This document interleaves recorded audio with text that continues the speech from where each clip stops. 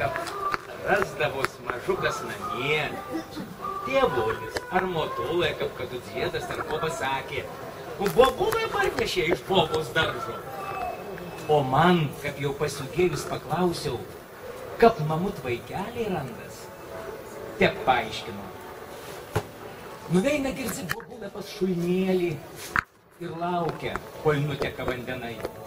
Tada atsidaro nežinia, kada paslaptingos duralės, kad iš kranto neragėts ir išplaukia lėlukas. Ir reikia tik susgaut, numazgot, suvyniot, parnešti namo, kur mažuko laukia, kurį mylės, augis. Tada atsikėjau, bobos daržas kaltas, kad mus pirkiant vis po mažukų randas.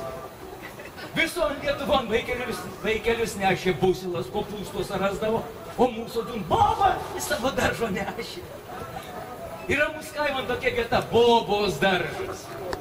Ir kad mes visi jau vienu įpu pasiūdėjom, galėjom lakstyt, neraikiai brolukų ir sesutių supt, vienon pirkion vėl rados mažukas, mes nutarėm tų šulnėlį bobos daržan užkišti, kad boba daugiau vaikų nerastų. Griebėm lotų ir grūdom šalcinėlin, o lebangoj kėlą ir nieko nepešį nutarėm atricyti iš kalnuočių akmenį.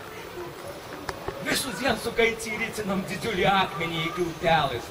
Pukšt ir ricinom. Namo grįžom patenkinti, laimingi, duralai sustumtos, mažukas neišplauks, nebus mumiem klapato.